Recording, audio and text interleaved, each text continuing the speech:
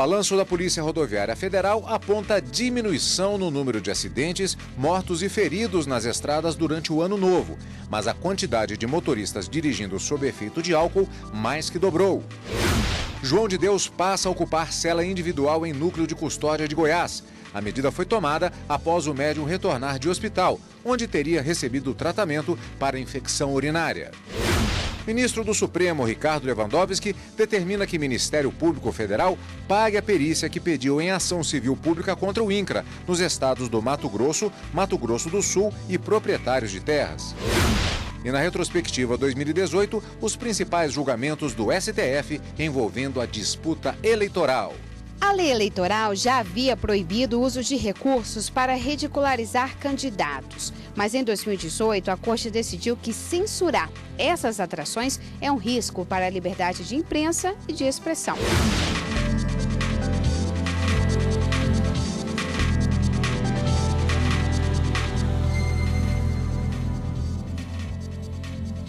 Olá, boa tarde. Desde o início da manhã de hoje, João de Deus ocupa uma cela individual no núcleo de custódia em Aparecida de Goiânia, Goiás. A medida foi tomada logo após o médium retornar do hospital, para onde foi levado após passar mal na tarde de ontem. Ele teria recebido tratamento para uma infecção urinária sem a necessidade de internação. Antes desse episódio, o médium dividia a cela com outros detentos, no mesmo pavilhão em que está agora. O líder religioso foi preso no dia 16 de dezembro, após ser denunciado por centenas de abusos sexuais. Decisão do STJ. Uma entidade de previdência privada não pode descontar o saldo devedor de empréstimo feito por segurado falecido do pecúlio devido aos beneficiários, ainda que essa condição esteja prevista em contrato. A decisão é da terceira turma do Superior Tribunal de Justiça ao julgar recurso de uma entidade previdenciária que pretendia reverter decisão de primeira instância que impediu o desconto dos valores devidos pela segurada falecida do pecúlio a ser pago aos seus beneficiários. Após a celebração do contrato de previdência complementar, a segurada firmou um acordo com a entidade, dando em garantia, caso não quitasse a dívida em vida, o valor do benefício contratado.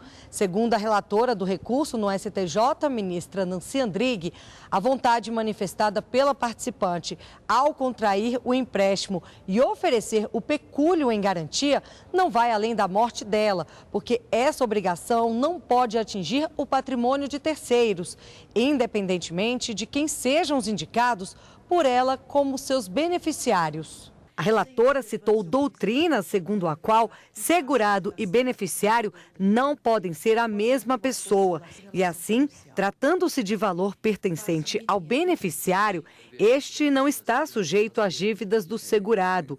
Tampouco se considera herança para qualquer efeito.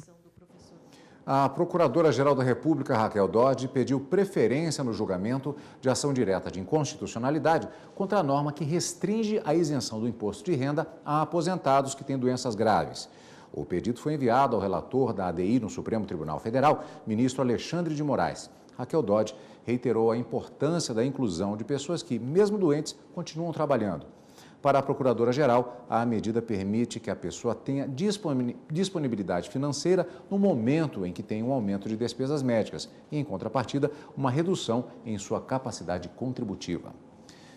Em 2018, os brasileiros foram às urnas. A população acompanhou as propostas dos candidatos e pôde escolher os seus representantes.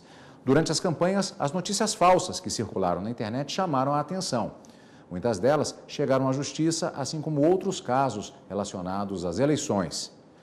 Hoje, na quarta reportagem da nossa retrospectiva 2018, veja os julgamentos ocorridos no STF envolvendo disputa eleitoral.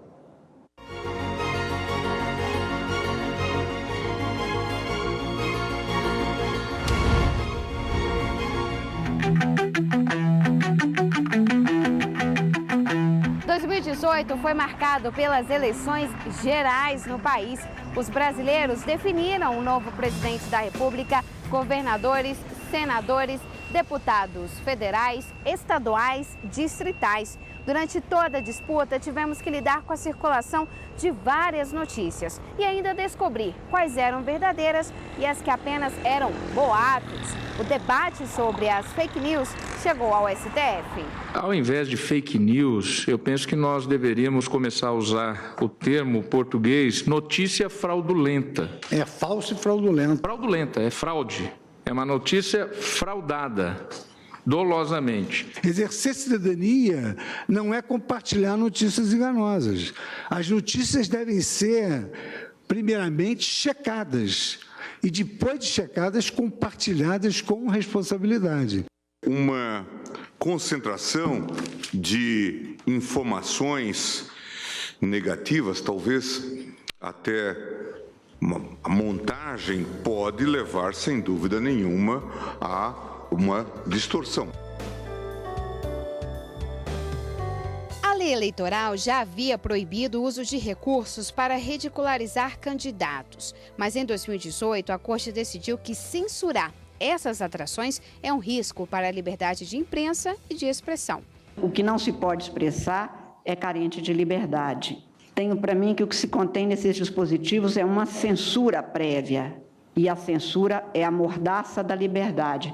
Quem gosta de mordaça é tirano.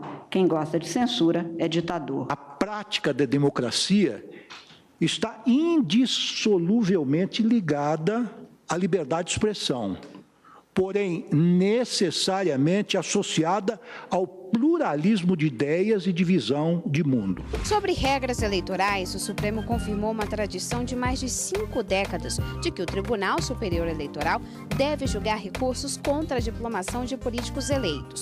E ainda, no caso de cassação, indeferimento do registro ou perda do mandato de prefeitos, os municípios podem realizar novas eleições.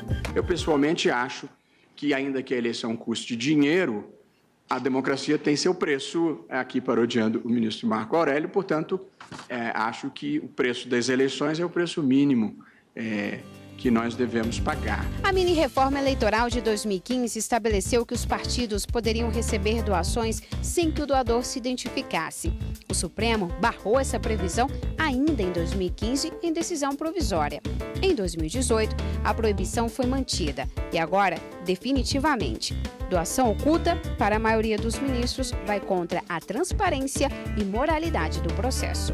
Ao desrespeitar o princípio da transparência, da moralidade, faz relembrar os antigos arcana imperii, responsáveis pela prática e celebração de um inadmissível culto ao mistério, que já prevaleceu em nosso país, sonegando ao eleitor a possibilidade de conhecer quem são os protagonistas invisíveis que financiam nas sombras as campanhas eleitorais e que elegem, nessa condição, os atores políticos que disputam acesso a mandatos eletivos. Para mim, quando a lei se refere à transferência do partido, não cola essa transferência a necessidade de o candidato que recebe o numerário ter que indicar a origem do dinheiro.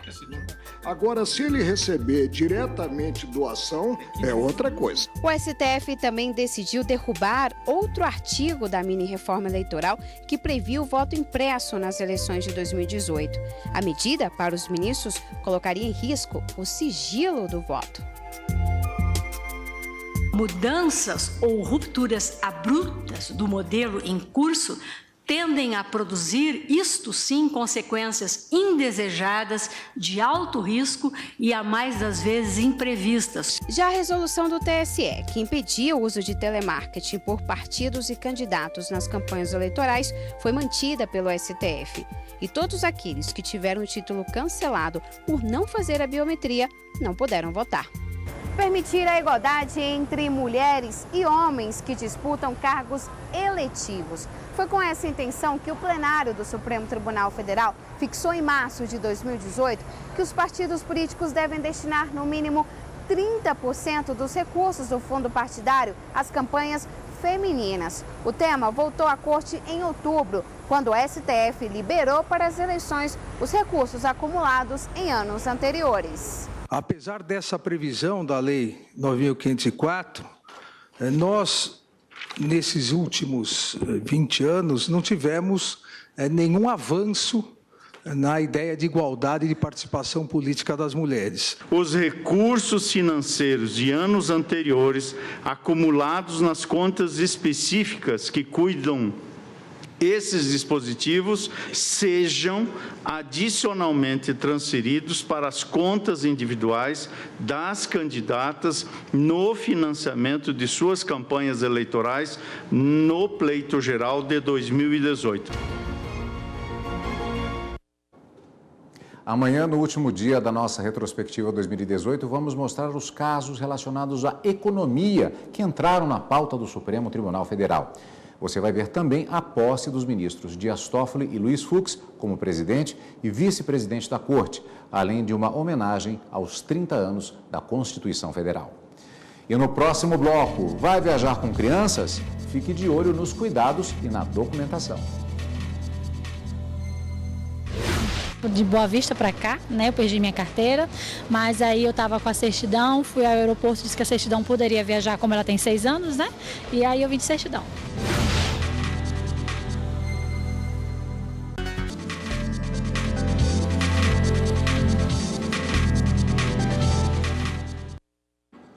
Balanço de Ano Novo da Polícia Rodoviária Federal aponta diminuição no número de acidentes, mortos e feridos nas estradas. Por outro lado, mais que dobrou a quantidade de condutores flagrados dirigindo sob efeito de álcool.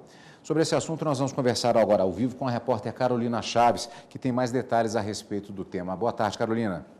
Boa tarde, Cadu. Boa tarde a todos. Olha, a Operação Ano Novo aconteceu nas rodovias de todo o país. Como você falou, reduziu o número de acidentes graves nas estradas brasileiras e, segundo a PRF, esse dado é uma tendência registrada nos últimos anos durante os feriados.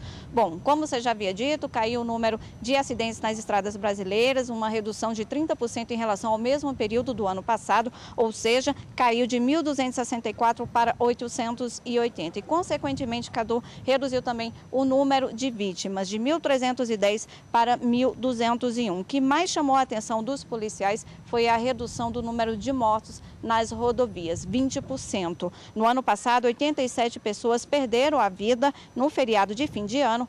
Este ano, 70. Agora, durante os 5 dias de operação, os policiais perceberam também um mau comportamento dos condutores, como ultrapassagens irregulares. Já o aumento de motoristas embriagados surpreendeu. No ano anterior, foram registrados 642 casos. Agora, neste feriado, 1.327. Isso corresponde a 107% a mais. Aumento maior ainda, Cadu, foi quanto ao não uso da cadeirinha por crianças. 180% mais casos em relação ao ano passado. Agora, como estamos falando de férias, viagem, crianças, é bom ficar atento também quanto à documentação para viajar com menores. Por isso, vamos ver agora na reportagem. Enfim, férias. Muitas vezes é o momento mais esperado, como é o caso dessa família de Roraima que viaja todos os anos. Eles estão passando por Brasília depois de viajar quase 20 dias com a pequena Liz, de 6 anos. Um momento esperado para a gente no descanso, né, da gente, e a gente tenta para passear, relaxar a mente, né, que a gente passa o ano inteiro trabalhando sem folga às vezes, né, passa o mês inteiro trabalhando e aí final do ano a gente tenta. Eles são precavidos e costumam viajar com 2 documentos da filha, a certidão de nascimento e a identidade. Dessa vez, no meio da viagem, eles perderam um dos documentos. De Boa Vista para cá, né, eu perdi minha carteira, mas aí eu estava com a certidão, fui ao aeroporto, disse que a certidão poderia viajar como ela tem 6 anos, né, e aí eu vim de certidão. Não importa para onde vai, na hora de embarcar, tem que estar com a certidão de nascimento original ou cópia autenticada do menor. No caso de Liz, se tivesse perdido a certidão de nascimento, ela poderia embarcar com a identidade ou o passaporte com a validade em dia. O documento substituto deve comprovar a filiação ou vínculo com o responsável com quem viaja. Quando for necessária autorização judicial, os responsáveis devem solicitar na Vara da Infância e da Juventude mais próxima de casa. Em alguns lugares, o juizado funciona em aeroportos e rodoviárias. E apesar do recesso judiciário, a Vara da Infância mantém em regime de plantão.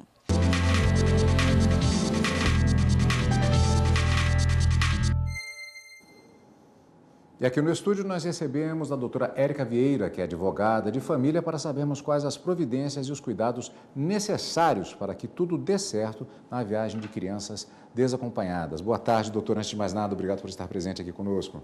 Boa tarde, eu que agradeço. Doutora, o foco é em relação a crianças desacompanhadas, mas vamos começar com a situação mais básica, que é quando os pais já estão viajando com as crianças. Ainda assim, é necessário levar documentação.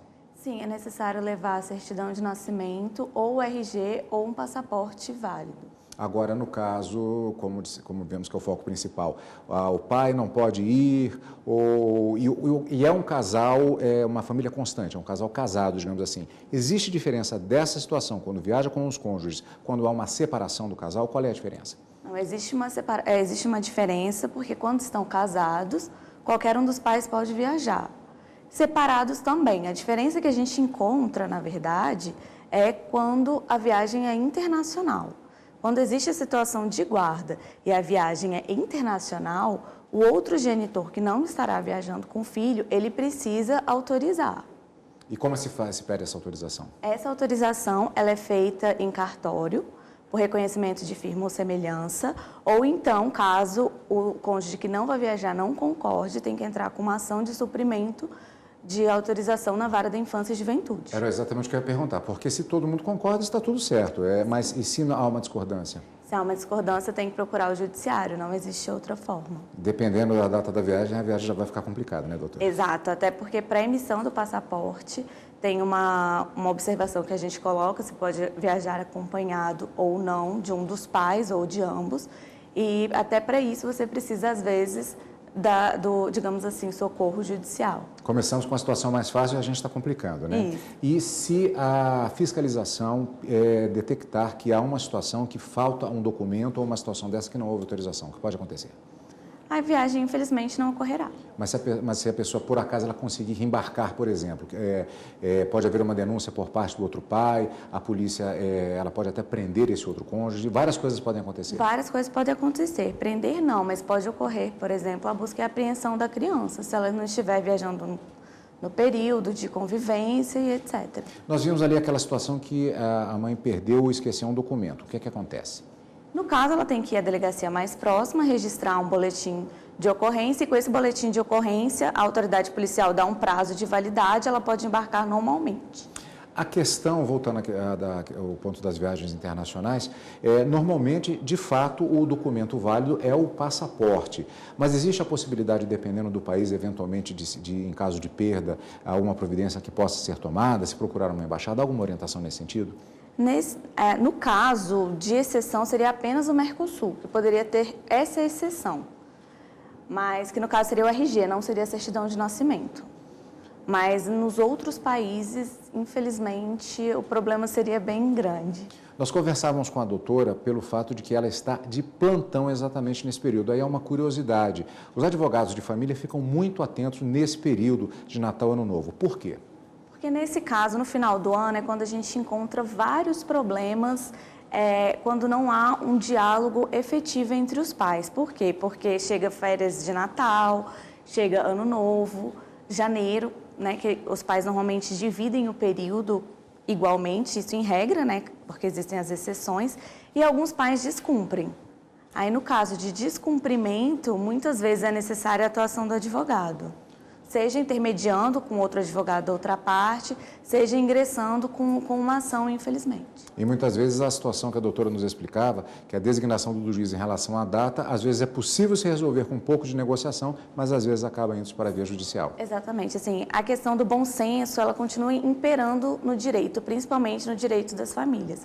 Porque, às vezes, se a gente coloca Natal e não precisa o dia, você vai começar dia 23, você vai começar dia 24 e Ano Novo a mesma coisa, a gente acaba encontrando alguns problemas, porque tem, às vezes, a figura do par parental que exige que seja seguido a letra do acordo e o outro cônjuge que, às vezes, acha mais tranquilo, ser mais maleável.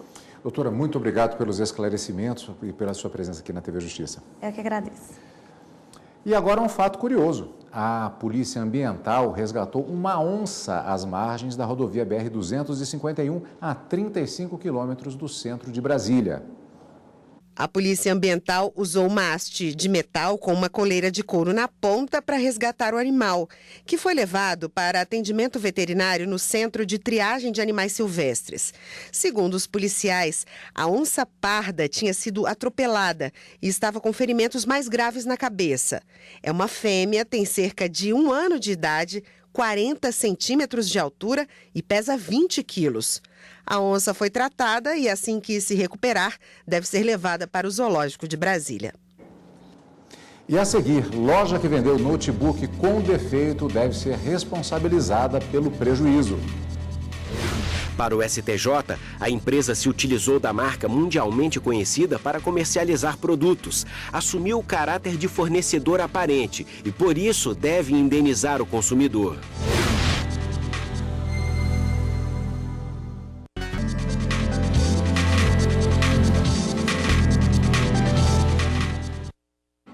O ministro do Supremo, Ricardo Lewandowski, determinou que o Ministério Público Federal pague a perícia que requereu numa ação civil pública contra o INCRA, os estados do Mato Grosso do Sul e proprietários de terras nesses estados.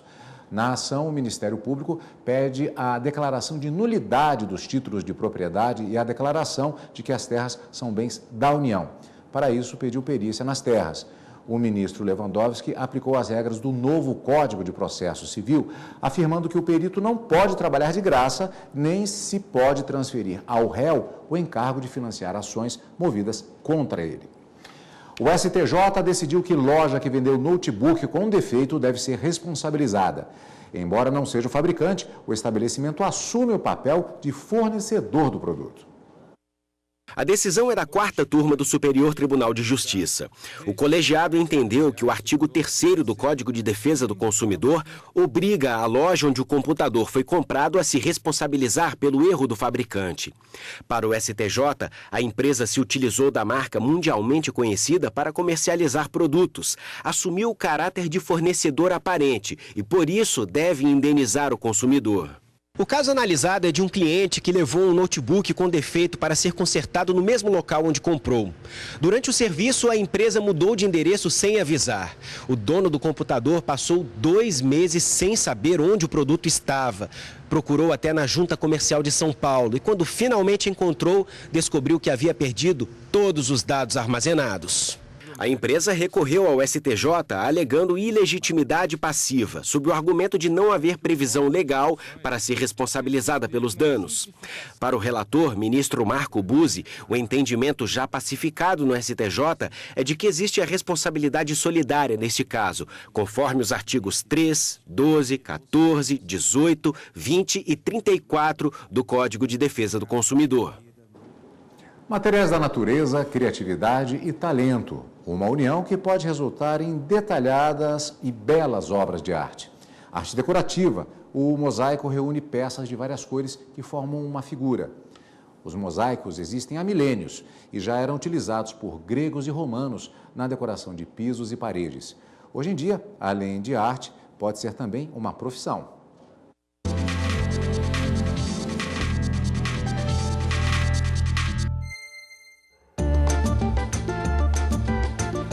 Sou Cida Carvalho, sou artista plástica mosaicista. Comecei na minha cidade natal, que é Curitiba.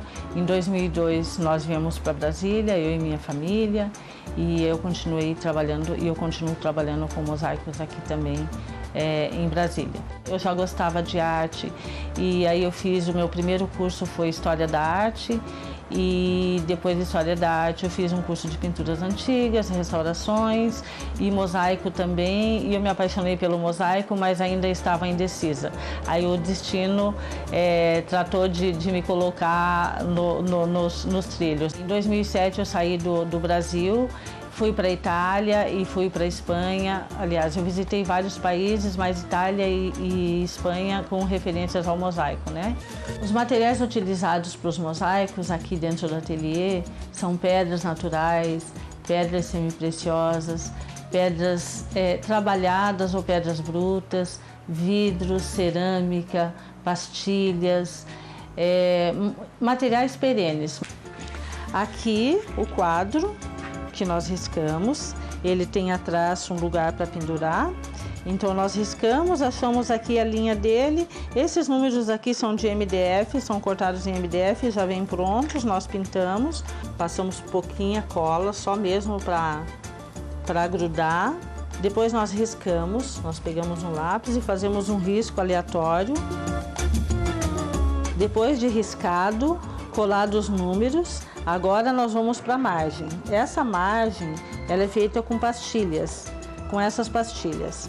Aí, nesse momento, nós vamos usar o óculos de proteção. Então, porque nós temos que cortar a pastilha.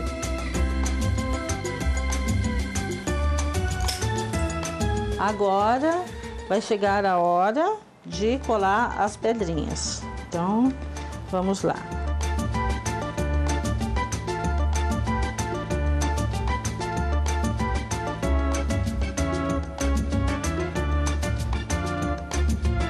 E aqui o trabalho pronto, concluído. Eu fui convidada pela Embaixada de Israel a fazer uma escultura que está no Jardim Botânico.